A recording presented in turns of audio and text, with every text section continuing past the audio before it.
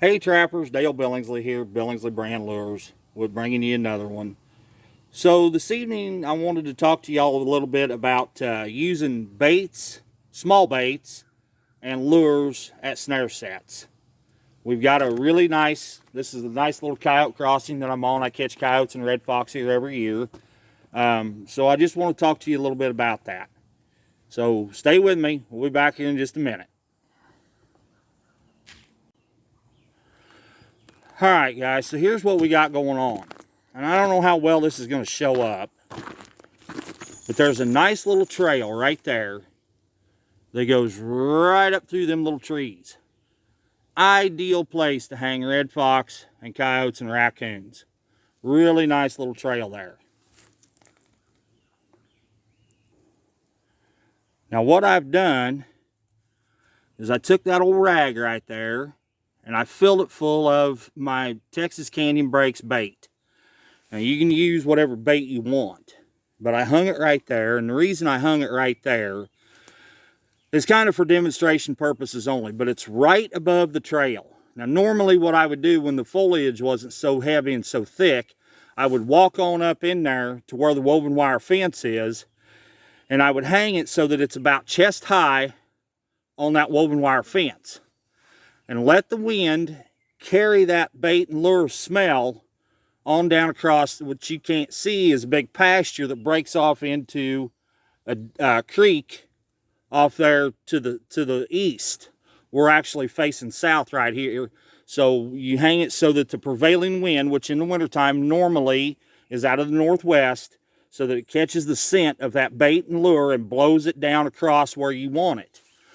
And then I would hang multiple snares, and I'm talking like a half a dozen or so up this trail.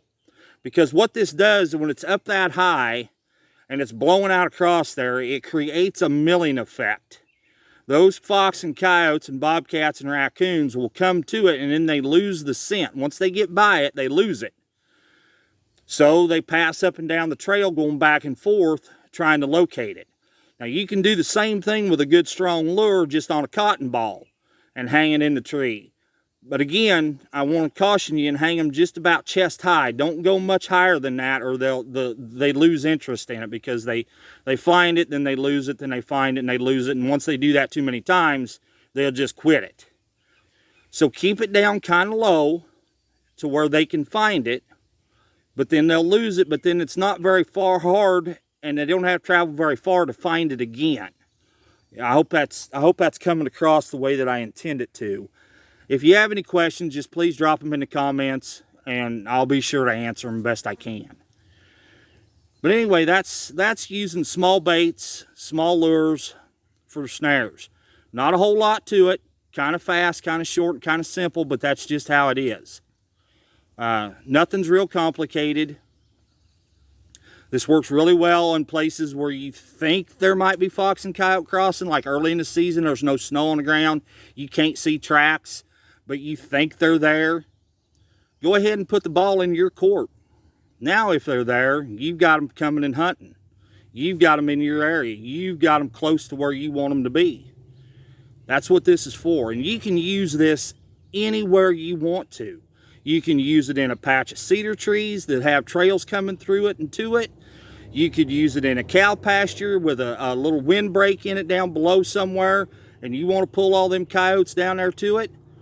Hang your good bait in there, and then set up, as long as there's no livestock in there, hang your snares on those cow trails. As long as there's no livestock.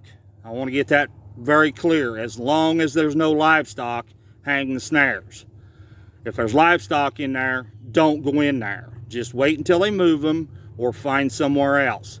As you go snaring in around livestock, you're going to have trouble. I don't care if you're running breakaways or not. Nothing's ever 100%. Just don't do it. There's my caution. That's it for that. So use these in places that you want to pull coyotes and fox to, or bobcats or raccoons. Use them in those places with confidence, and know that you've got that critter in the area and that you're going to catch them. Well guys, that's pretty much it for this one. I know it's pretty fast, pretty short, pretty simple kind of a deal. But really and honestly, that's all there is to it. The biggest thing is just get those baits and lures hung up out there and hang them snares. Cable restraints, whatever you have to use in your state, whatever's legal. And I wish you the best of luck. This is Dale Billingsley with another one, signing out.